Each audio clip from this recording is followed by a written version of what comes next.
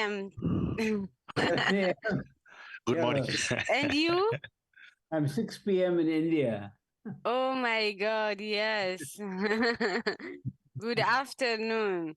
Yeah, good morning. Yeah. What about Selva? In Rome. He's in, Oh, in Roma, okay. Yeah. Good afternoon. Thank you. Good morning to you.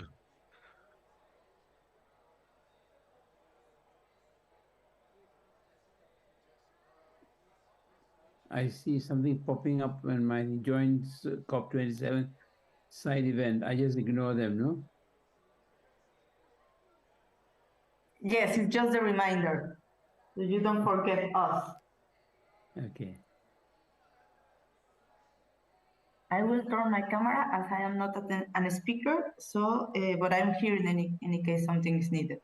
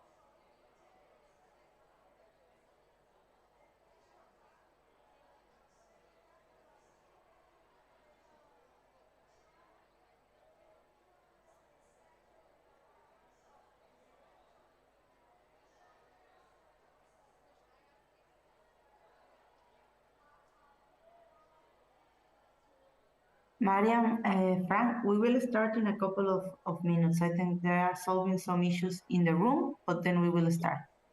All right. Okay. Thank you. Okay, thank you.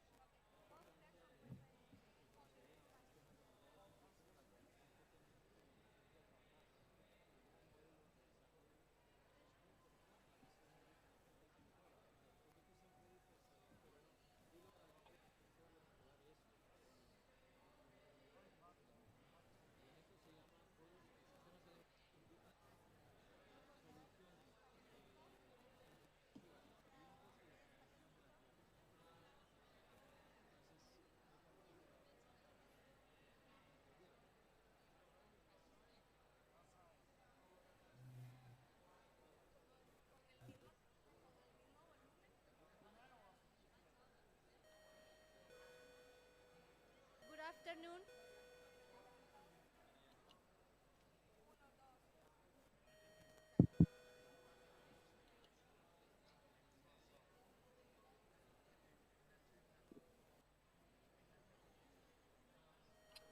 Good afternoon, everybody. Thank you. In the 1 minute, I will starting.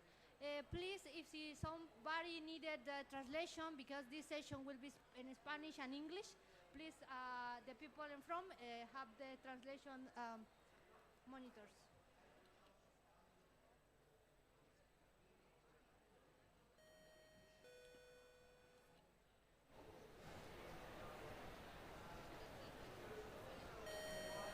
Good afternoon, ladies and gentlemen. Welcome all the Food and Agriculture Pavilion.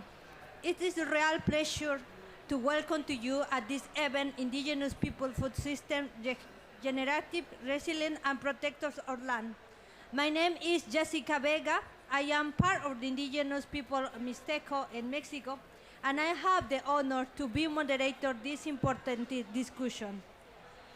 I would like to thank you, Region 10, the Indigenous People Partnership and FAO Indigenous People Unit, for organizing this event and promote a discussion on general great understand about the role of the Indigenous People knowledge system and protected and regeneration ecosystem and biodiversity.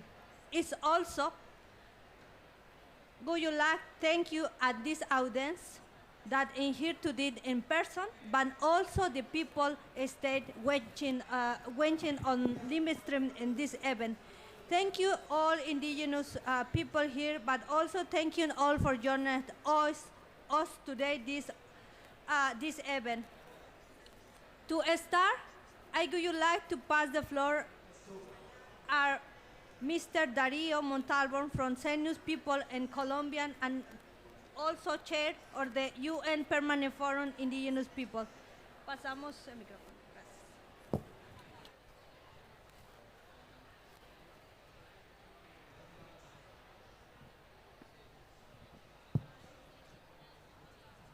Muchas gracias, Jessica. Quiero saludar a cada una de las personas que nos acompañan en esta jornada. Gracias, FAO, por haberme invitado a compartir estas palabras de inicio en esta conversación tan importante, no solo para los pueblos indígenas. En general, Tenemos unas aparentes diferencias los seres humanos, pero ¿qué es lo que nos hace comunes a todos? Y si ustedes hacen memoria de cuál es su origen, el primer origen que encontrarán es que todos provenimos del vientre de nuestra madre. Y nuestra madre es mujer. Y cuando ustedes piensan en el origen de cada persona, en el origen mujer, para los pueblos indígenas lo miramos no como individuos, sino también como colectivo. Los pueblos indígenas provienen de la tierra, del agua, de los páramos. Esos son sitios sagrados. Esos son sitios donde no hay una división entre el mundo espiritual y el mundo material. Esa es una división artificial, porque en el fondo los seres humanos no nos alimentamos desde el inicio de nuestros tiempos solo de nutrientes, sino que también tenemos una alimentación en el espíritu, en la mente y en el cuerpo. Este es lo que llamamos la mirada integral, la mirada holística. Los sistemas alimentarios de los pueblos indígenas no centran la necesidad de la alimentación en los nutrientes o en el comercio de nutrientes, como sí lo hace el mercado. Para los pueblos indígenas, los sistemas alimentarios tienen que ver con la posibilidad y la capacidad para alimentar también la memoria de los territorios, porque tiene que alimentarse primero el territorio a sí mismo para que tenga la capacidad de alimentar a los seres que vivimos en él. Por eso, cuando hablamos en estos tiempos de la necesidad de restaurar, de recuperar la naturaleza, el significado que esto tiene para nosotros es la necesidad de restaurar la memoria de los territorios. Sembrar árboles en sí mismo no es suficiente. Nosotros necesitamos, todos los que estamos acá, sembrar en nuestra conciencia la necesidad de recuperar nuestro origen. Las paces con el agua, las paces con el territorio, las paces con nuestro origen, con el vientre de nuestra madre, que es lo más sagrado. Cuando entonces los pueblos indígenas, y con esto termino, hablamos de volver al origen, no estamos hablando de volver al pasado en una perspectiva lineal del tiempo. Estamos hablando es de la necesidad que tenemos la humanidad de recuperar nuestra conciencia original, el latido del corazón y esa unión con el territorio.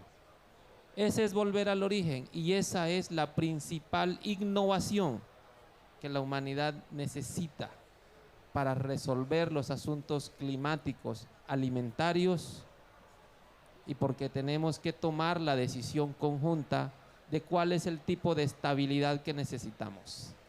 La estabilidad de los mercados o la estabilidad de la vida, el equilibrio de la vida. Bienvenidos y bienvenidas a esta reflexión y a este trabajo colectivo, a lo que los pueblos indígenas desde siempre están invitando porque han estado al frente en la conservación de la diversidad del planeta. Muchas gracias por la invitación.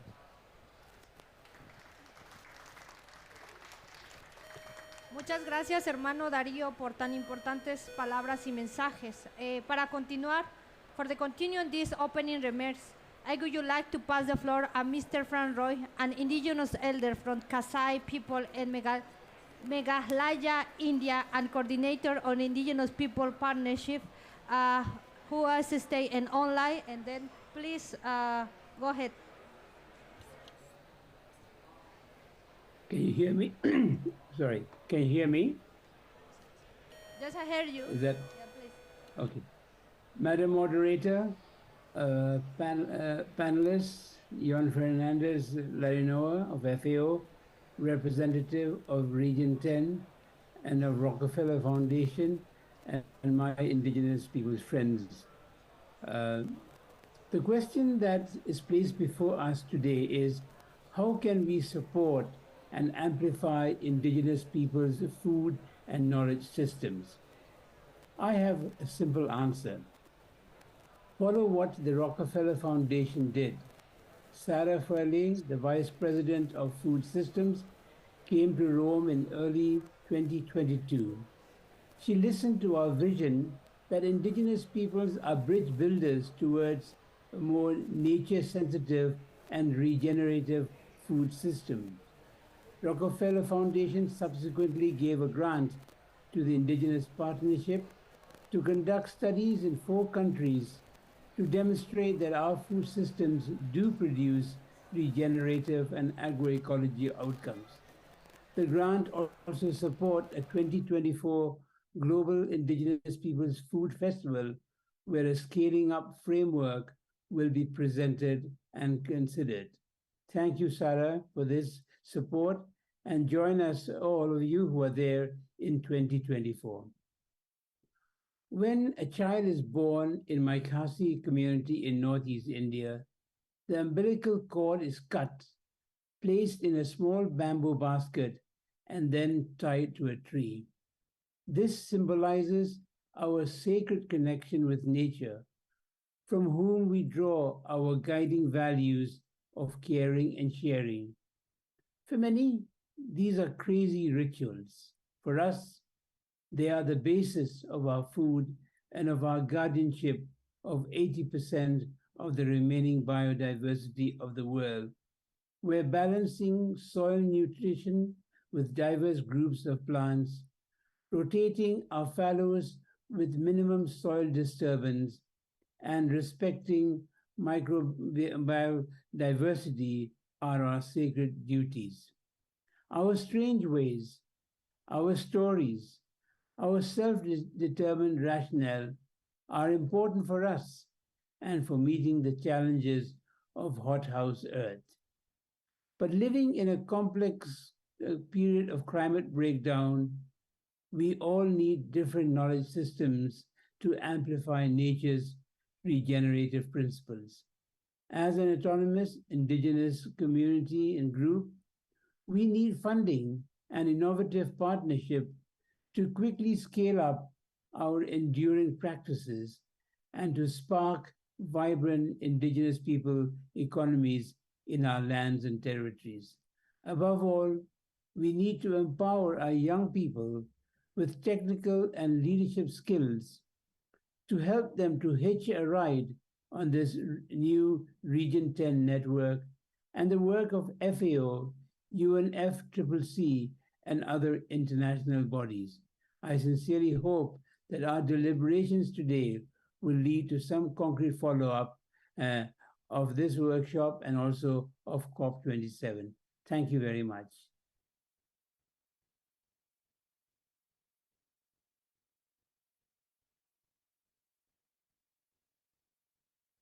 Noah, help of the FAO Indigenous People Unit to take the floor. Well, thank you so much, Jessica. Good day, colleagues. Thank you, Dario, UN Permanent Forum, and of course, thank you, Region 10 and Rockefeller Foundation. Thank you, colleagues. Now, we are all talking about transforming food systems and transforming agri-food systems. And the reason why we are all talking about transforming agri-food systems is because agri-food systems are not working the way that they should be working. They're one of the first emitters of greenhouse gases. They produce an incredible amount of food. There's enough food in the planet to feed everyone, but we throw to the garbage every year 1.3 tons of food, which is really a sin. It's unacceptable morally. And at the same time, it's one of the main drivers of deforestation at global level. It is estimated almost 80% of the deforestation is caused by the current global food systems. So the food systems need to be transformed. We all agree on this. What we don't agree is in which direction we want to transform agri-food systems. And this is why we think that working with indigenous peoples and putting at the center indigenous peoples and knowledge food systems is essential. Why do we think that? We think that indigenous peoples' food and knowledge systems have resolved many hundred years ago issues that we have today. Energy balance in the system, the capacity to generate food without depleting the environment, the respect for Mother Earth, recognizing the biocentrism and the centrality of the ecosystems without having an anthropocentric view. And more important, I think, like Dario was reminding us, recognizing that the territory has a memory and it has a balance that is made out of relations between the different elements in the ecosystem that very often we don't understand, those of us that we are not indigenous, because we looked with a silo approach and we look not with the holistic view that Dario was reminding us. So there's a lot to learn from it. And this is why FAO has partnered with the UN Permanent Forum of Indigenous Peoples, and under their leadership, we have launched a coalition with 7 countries, a coalition on indigenous peoples, food and knowledge systems.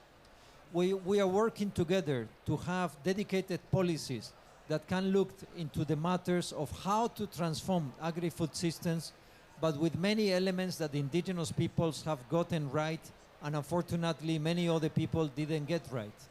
And the result of climate change that we see today and the result of the world that we are living in is very much the result of things we didn't get right. So why don't we listen to those that got it right hundreds of years ago? Why don't we listen to indigenous peoples? Why don't we learn from them if they manage to resolve issues that we are incapable of solving? Probably it's our arrogance and our ego, no? And that's what we need to look inside our hearts, to be humble and learn from others that have resolved issues, and learn at what is the cosmogony that has influenced food systems that are capable of generating food while respecting the environment. The other very important issue is, why do we talk about the importance of regenerative solutions? We talked about regenerative approach and solutions because we have depleted the resources of Mother Earth. We can do that in many different ways. We can plant trees in lines. We are very good at planting trees in lines. This has been done in many countries, but that's not regenerating the memory of the territory. It's much more complex than that. And again, with indigenous leaders, indigenous women, indigenous men, we are working on indigenous biocentric restoration to put indigenous cosmogony at the center of all the regenerative and the restoration efforts. We have started the schools of life. We are working with indigenous youth, with indigenous elders, to put indigenous knowledge and biocentrism at the center of all the biocentric restoration initiatives. I would like to take this opportunity in closing my remarks in thanking you all again for being here, but in inviting those of you that are interested in joining our coalition on indigenous people's food and knowledge systems to find many of these answers together and come up with policies that make the world a better place for all of us. Thank you so much. Thank you, John. We have heard the indigenous people food system are immediately tied, natural, and able to provide food and nutrition security, will maintain the biodiversity and support the climate relations. The panelists joining us today will share the vision or the We Can Connection initiative at the global level to ensure the protection and strengthening of indigenous people food system as the backbone of the protection of the biodiversity and indigenous people territories. Dear panelists, thank you very much for your participation today. With kinder asked to not to exceed the 5 minutes allowed the age of you, so that we can listen to everyone properly. Would you like to give the floor Stanley Kimaren Ole from the Maasai people and the founder director of Indigenous Livelihoods, ILEPA. Welcome, Kimaren. Could you tell us more about what is indigenous people knowledge, recognition, care for and transition, regenerative approach and sustainable development? Thank you very much, Jessica. And good, I don't know whether it's afternoon. I've lost a trace of time here in this forest of issues. My name's Akimaren Oleriamit. I am an indigenous person from the pastoralist community based in southern Kenya. I want to try and demonstrate the value of indigenous knowledge systems in the narration of regenerative food systems, because I believe indigenous people don't need to regenerate, the world needs to learn from indigenous peoples. And so I grew up as a young boy in the savannas of East Africa. And I had the privilege to learn from my grandfather the indigenous ways of the Maasai. I learned as I herded the livestock, the birds sing and chirp, and managed to separate the bird song that speak about danger of a buffalo hanging around, and the songs of a bird that tells me there is honey to get from the honey guide. In this landscape, as I herded cows, I learned to separate poisonous plants from those that help the cows to have more milk. I learned to separate the poisonous fruit from the fruits that give me nutrition. I learned from this landscape to separate the footprints of a buffalo from that of a cow. In this landscape, I grew up appreciating the intrinsic connection between people and nature. As a Maasai, our cultural clans are reflected in the wild. So there is a clan of the buffalo, there is a clan of the lion. And how would you kill your brother if he's on the other side? I grew up internalizing the value system of conservation in this landscape, the indigenous conservation morality of the Maasai. As a Maasai, for example, you don't eat game meat so long as you have a cow. And there is a taboo that when you eat game meat, the milk in the udder will freeze, just as a way to ensure that nature is conserved. If you want to harvest plant, you don't harvest. If the active ingredient, because I learned that medicine is in the forest, for babies, for sickness, for growth, sacred sites. So as I grew up, it was difficult to separate Maasai culture. Our culture is in nature, and nature is in our culture. And soon later, I learned that this knowledge system is translated into songs, warrior songs. It's translated into cattle songs and landscape songs. It's translated to narrations of our grandmothers in the evening as they tell us these stories. And I grew up, therefore, recognizing the very intrinsic connection between me and nature. And for us, regeneration is an everyday affair. The way we manage the landscape is such that we do not come to the point of thinking regeneration. We manage it to keep it sustained. And so, for example, as we graze, we have what is called a grazing front, a place you reserve until those moments when it's dry. You have wet season grazing, dry season grazing. And you have an enclosure for those cows that are young. Basically, the indigenous value systems of the Maasai is such that we don't come to the point of thinking regeneration. Our value system are founded in the collective, communal ownership, reciprocity of sharing. I am because you are, and you are because I am. Our production system is founded on the mindset of abundance and not the mindset of scarcity, which informs capitalism, of exploiting, blind accumulation of things we do not want until we find ourselves wasting these things. But I am a worried man today. I am a worried man because I'm not sure whether my son will experience the security of the food system of our natural system. Climate change, right now we have a drought in Kenya. Livestock are dying. Why? Land is privatized, land is fragmented, land is commoditized, and land is taken to the market.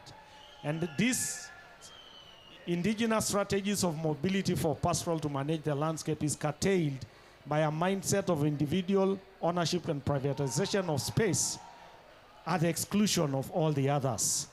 And so as I come here, I want to say that indigenous people represent a future that we want. When we talk about nature-based solutions, without indigenous people being in the front of this discussion, this is just rhetoric without practice. Indigenous peoples represent the future of secure food system based on indigenous knowledge system. I therefore call upon us to participate in promoting indigenous knowledge systems informed by the value system and the principles that indigenous peoples embody, because the evidence is 80% of forests with the highest biodiversity value is in this indigenous people landscape because of these principles, because of this value system that take care of nature. And thank you very much for listening to me. Thank you very much, Kimaren, and also thank you for the checking the time, and thank you so much. Now I would like to give the floor to the second panelist, Marianne Waller from the Kel Tamashek people. She's stayed join us with us online. How can we improve knowledge sharing on the food system and traditional knowledge? This is the question. I hope can listen your message because I have technical problems, so sorry. Wassalamu alaikum. Thank you, Sister Jessica, and congratulations on the moderation. You are doing a very great job. Let me first acknowledge the Algonquin territory from which I'm joining you, as well as the land from which my people, the Keltamasha, covers a part of Sahel and the Sahara regions in Africa. And welcome to all of you to my region in Africa, into the desert of Sharm el-Sheikh. Thank you for having indigenous peoples in this partnership, and congratulations on organizing such an important event. I will tell you later why it is important. Before that, please allow me to introduce you briefly myself and the work we are doing in the Aramat project and in other relevant spaces for indigenous food systems. I am Waltamashak, as Jessica said, meaning in my language, a woman from the Tuareg people. I'm a member of the Association pour l'épanouissement des femmes nomades, and I'm glad that some of our delegates are in the room with you, which is Tinhinan, a name of a queen of Tuareg people. In our beliefs, when we give a name, we call that Alphalitus. It is a pathway for the name we gave to happen. We wanted the organization built in 1994 to build in each woman in the nomadic Sahel and Sahara region, Tinhinans, which is the queen in the Sahel, who has been described as a strong and resilient woman who crossed by herself a part of the Sahara region, braving dry winds, thirst, and hunger. I'm also part of the Global Hub on Indigenous Food System, which is a knowledge-sharing space where dialogue is supported to elevate indigenous food systems. This helped us a lot toward the creation as an outcome of the UN Food System Summit of 2021 of the Coalition on Indigenous Peoples Food System. And I want to reiterate and to emphasize on the thanks that UN brought to member states, UN organizations, mainly the Rome-based ones and UN Permanent Forum with the leadership of the FAO, and the support of also of other organizations like Land is Life on this very great initiative, and calling you as funders, but also other member states to join the initiative and other groups of researchers and relevant partners.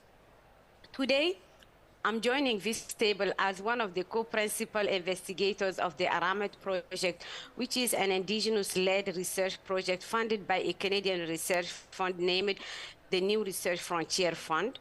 I want to acknowledge, by the way, my 5 over co-PIs, Professor Danica Bilili Tirchai, Dr. Sherry Picchu, Dr. Brenda Parley, Dr. John O'Neill, and Dr. Murray Humphrey, and the 149 indigenous knowledge holders, elders, youth leaders, women, people from diverse gender identities who are the backbone of this project, as well as our collaborative institutions like FAO, the Commission of UNESCO of Canada, the World Health Organization, who are working with us for real transformation on how policy can be impacted by indigenous knowledge on health and well-being of all. And now let me come back to the question I'm asked to address: how can we improve in knowledge sharing on food system and traditional knowledge?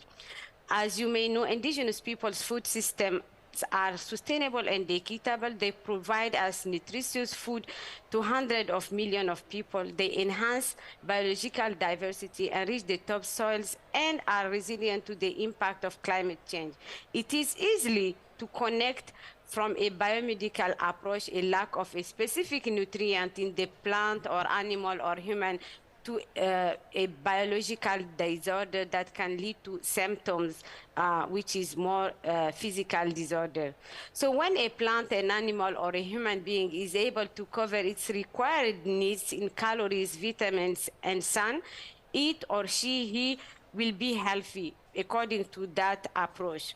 In our holistic approach to health, the indigenous peoples, to health and well-being, in order to reach the required needs of those nutrients, we are cautious about keeping a balance.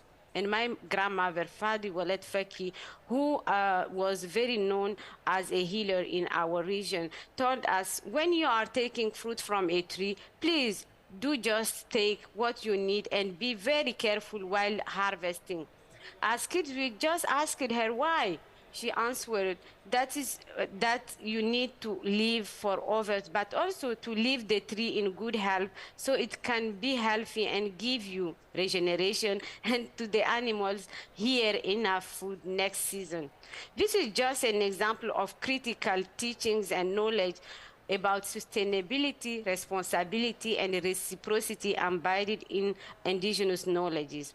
In regard to the urgency of the climate change effect, the parties of this conference and the stakeholders cannot afford to miss any solution on the table.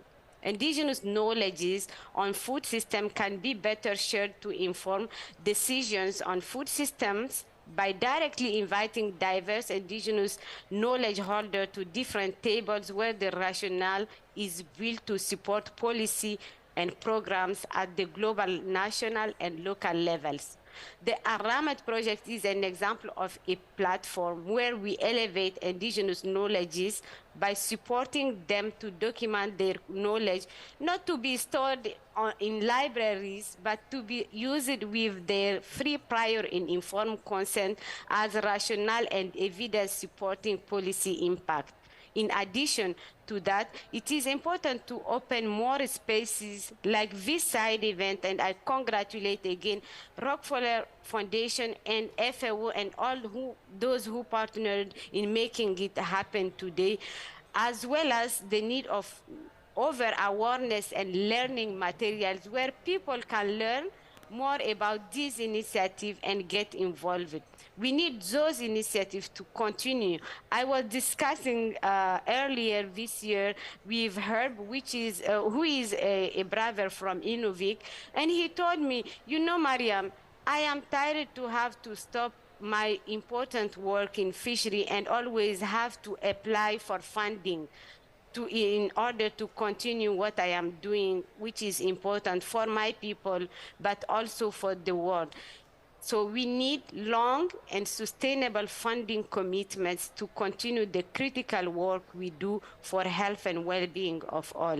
Thank you so much, Tanimet, for having me, and congratulations to all of you for stopping and coming to this event to learn more about what we can do for this important topic, which is regenerative, resilient, and protectors of the land based on indigenous food systems. Tanmer.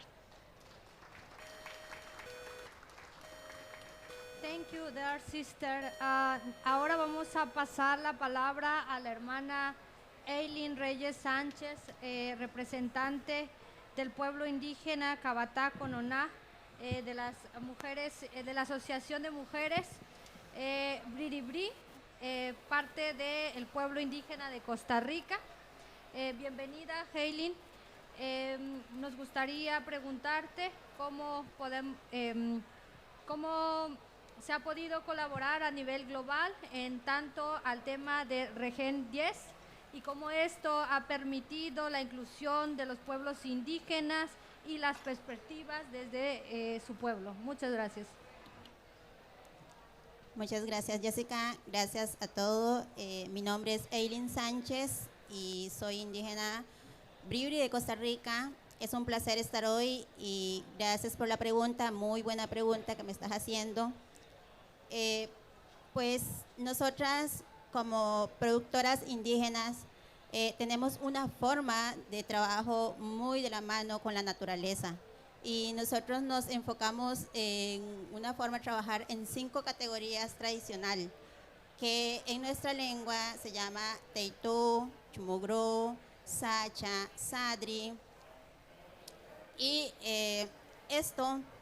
el Teitó es una forma de transpatio donde nosotros trabajamos y sembramos las plantaciones, las medicinas tradicionales. Es la primera escuelita para educar a nuestros hijos. También tenemos el Huitó, que es donde sembramos los granos básicos, una gran variedad. Tenemos el Chumugrú, que es donde nosotros sembramos el banano, el plátano y el cacao.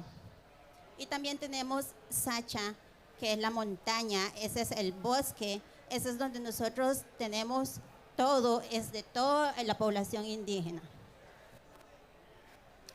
Y entramos ahí con mucho respeto, porque esto es para nosotros de gran valor espiritual. Es donde las hojas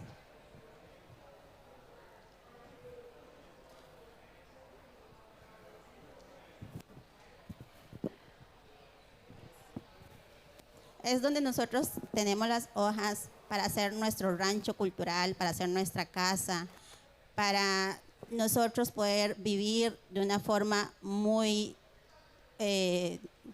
cultural. También tenemos los prados rollizos, ahí es donde tenemos los ríos que vienen del bosque y los peces donde nosotros vamos a buscar la alimentación. También en los bosques están los animales. Y cada animal tiene su dueño. Es por eso que para nosotros esto es muy sagrado. Y cada vez que vamos a la montaña, nosotros pedimos permiso a los dueños de cada una de las cosas que nosotros vayamos a buscar.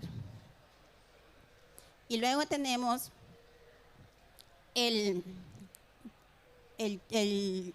perdón. Ya con esto terminé con las categorías que le mencioné. Y esta es una forma como nosotros trabajamos de la mano con el medio ambiente. Estamos hablando también del impacto climático que esto ocasiona. Entonces, nuestros abuelos siempre nos enseñó cómo nosotros podemos trabajar para no dañar nuestras montañas, nuestra madre tierra y poder cuidar de ella para nuestros hijos, para nuestra nueva generación. También esta es una forma de trabajo para nosotros poder alimentarnos sanamente. Hablamos aquí del tema de la seguridad alimentaria y creo que para nosotros como indígenas somos los que estamos aportando gran cantidad y con este sistema de siembra tradicional es una forma de cómo nosotros cuidarnos nuestra salud, cuidar nuestros abuelos, cuidar nuestros hijos y cuidarnos en conjunto. Además de esto también tenemos una forma donde a través de esto nos enseñan la solidaridad. Cuando nosotros vamos a trabajar, ahí estamos educando a nuestros hijos, nuestra familia, estamos influyendo en ellos, es el amor, lo que es la solidaridad, qué significa esto para nosotros como pueblos indígenas. Y basado a la pregunta, nada de estos trabajos que hemos hecho nosotros es fácil. A estas alturas de tiempo volver a trabajar como nuestros abuelos nos enseñó, la nueva generación estaba perdiendo este sistema de trabajo. Y ha sido como para nosotros, las mujeres, las que estamos en la primera línea, ante estas crisis, ha sido muy difícil volver a implementar este sistema de trabajo tradicional. Pero creo que el régimen 10 es una buena alternativa en estos momentos para que puedan aportar a nosotros como pueblos indígenas, como productoras indígenas, una buena oportunidad para nosotros, que puedan aportarnos. Y no solamente tal vez el régimen 10, sino también los gobiernos e instituciones, pero que puedan apoyarnos de una manera donde se puedan acomodar a nuestra vivencia, a nuestra forma de trabajo, y no imponiéndonos sus reglamentos y unos montones de cosas que muchos de nuestros pueblos indígenas no pueden cumplir con requisitos y sus formas de trabajo, como quieran trabajar con nosotros, no. Nosotras como mujeres defensoras de la montaña, que es Kamata Konana, tenemos una forma de trabajar y no permitimos que vengan a imponer otras formas de trabajo que no sea la nuestra, la cultura que nosotros vivimos. ¿Por qué? Porque nosotros somos las abuelas, somos las madres, somos las nietas e hijas y somos la naturaleza. Muchas gracias. Muchas gracias, Eileen, por tan importante mensaje. For continuing this panel, I will to give the floor to Chris Buss, Director of the UNC Central for Economic and Finance. Chris, welcome, and could you brief us more of the news this new initiative called Region 10, please?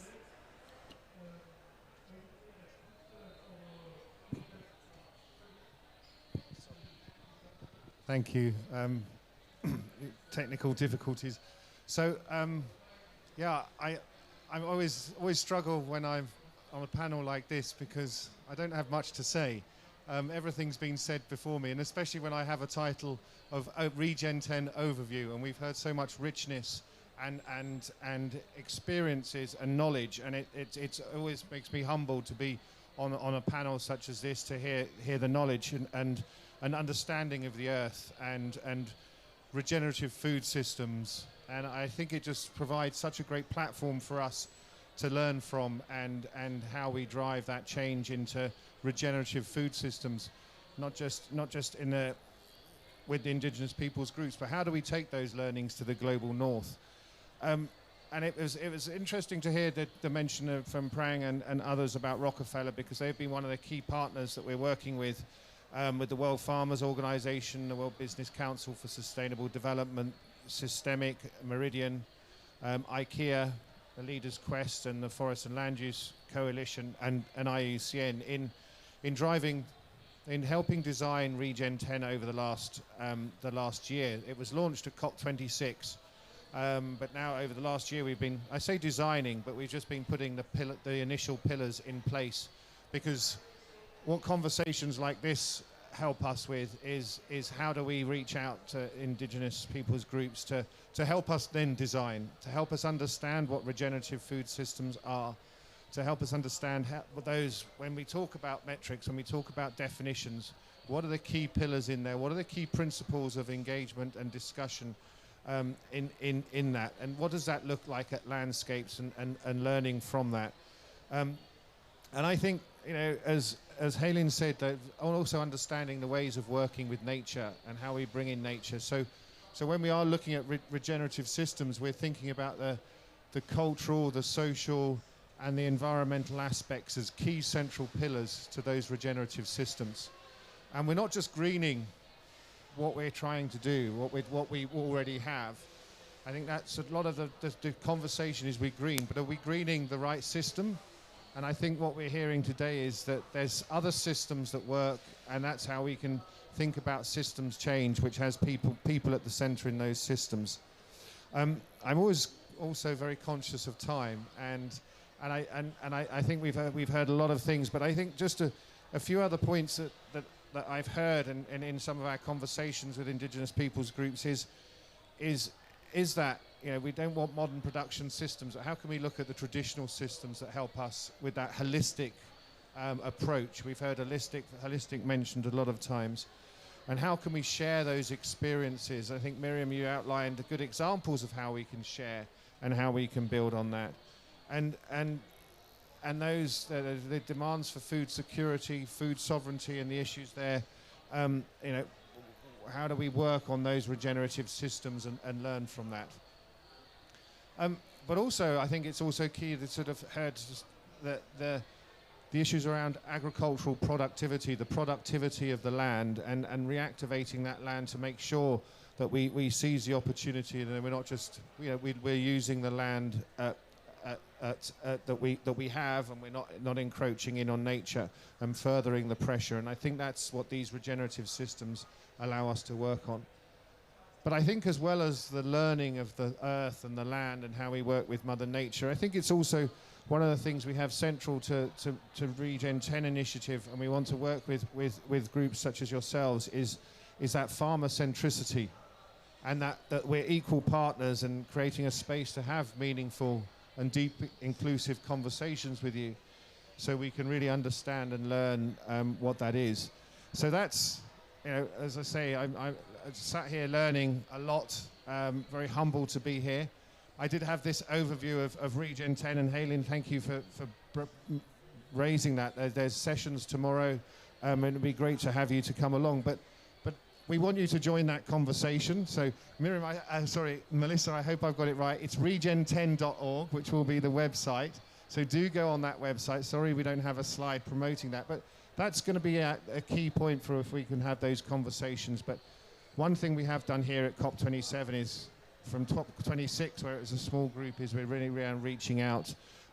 So we can't exclude your learning from those conversations. So I'd like to just say thank you to the panelists, and I know it probably should be your job, Jessica, but you know, I've learned a lot just sitting here, and also I want to hear from the floor as well. So thank you just for the opportunity to hear from you and start that discussion around Regen 10.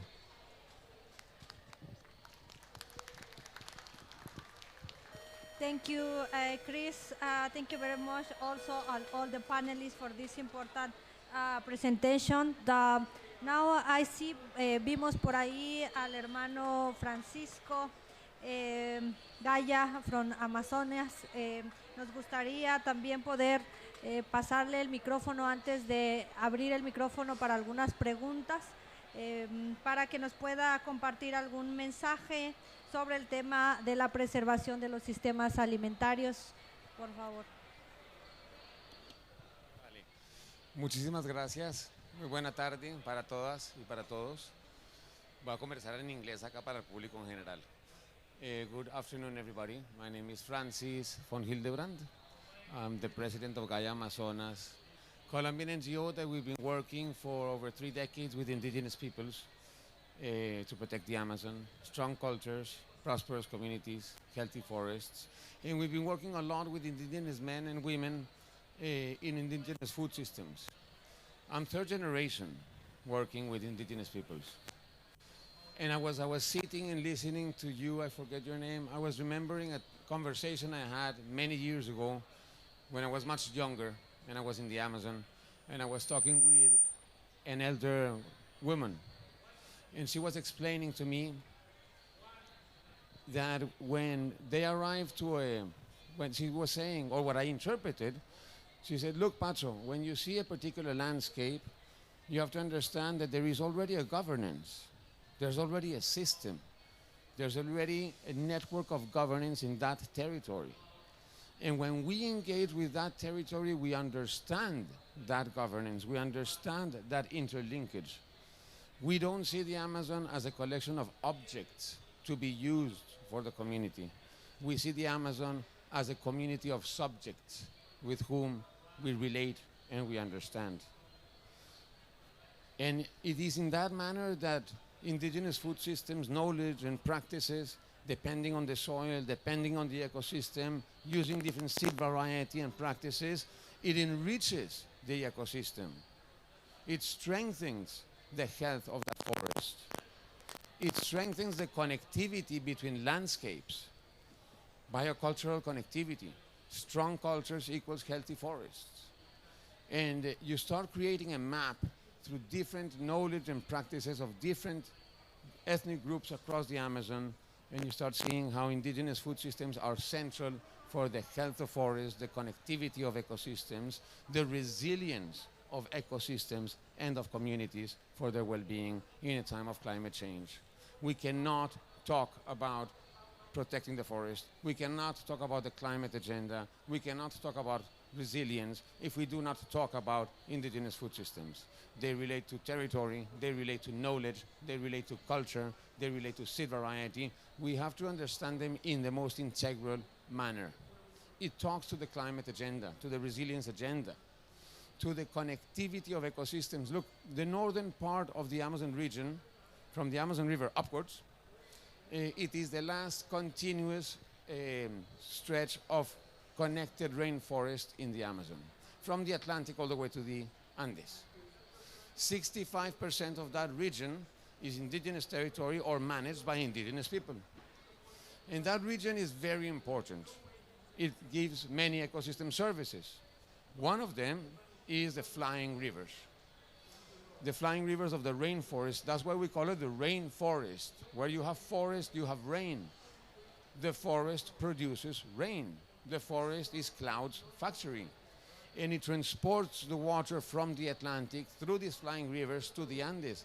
Actually, 70% of the water of Sorry for interruption, but I have the little time for the questions. I finished. So 70% of the water of South America depends on these flying rivers, 50% Central America, 20%, 63% of energy, 67% of food production. So we cannot talk about energy and we cannot talk about well-being of economy and cities if we don't talk about indigenous food systems. Thank you. Thank you so much for your message. Sorry for this time because I have shortly time for the closing the session. Just have the 1 or 2 minutes for the one intervention. I don't know if some people want to have comments for these great panelists. Please up the hand and then pass the microphone for 1 or 2 interventions shortly. Thank you.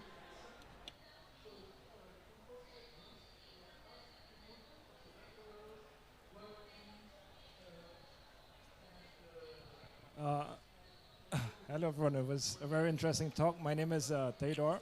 I belong to the indigenous community in northeastern part of India, same with Baprang.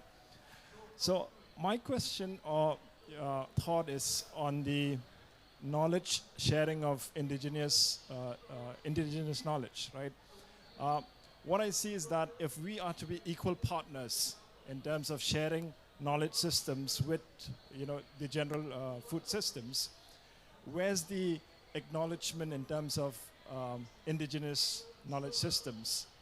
Just one example that I think in the past there's been a lot of stories about how charcoal has been used as a toothpaste by a lot of tribal communities in Sri Lanka and India. Today you see Colgate has come up with a toothpaste with charcoal, but you do not see any acknowledgement of that knowledge system to any tribal communities.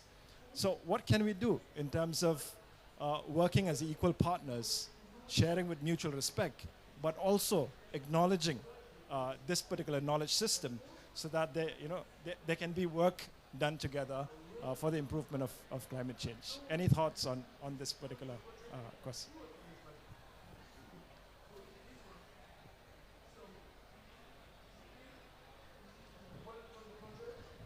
Hello, I'm Holly Tomlinson from Landworkers Alliance, part of La Via Campesina. My question is about funding, which was mentioned, because, of course, there are a lot of problems with carbon markets, as we all know, but I'd like to know what types of financial support does work for indigenous farming. and your experience.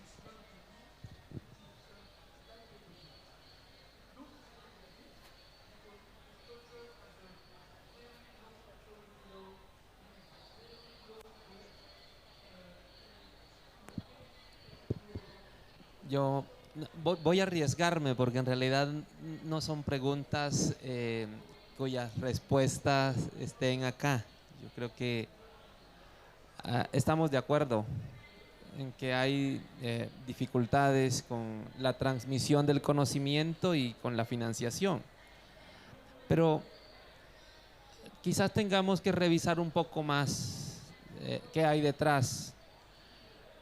A mí me gusta mucho contar historias y quizás no tengamos mucho tiempo, pero por allá un anciano de la cultura occidental en algún momento dijo que el poder consiste en decidir cuáles historias se cuentan y cuáles historias se ocultan.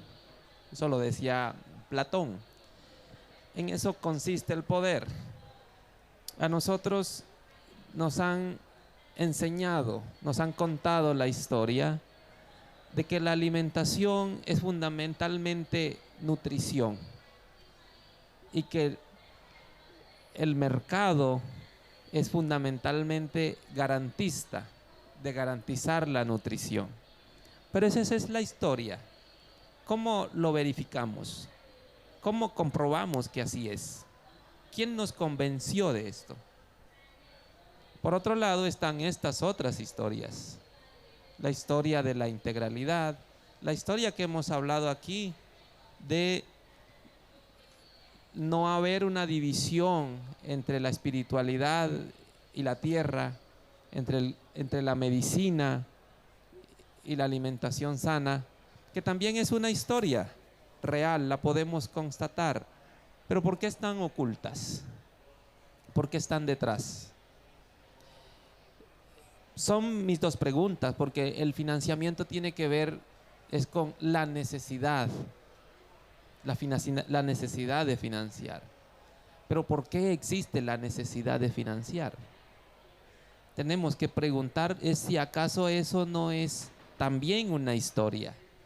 No estoy diciendo que lo es, pero hay la necesidad.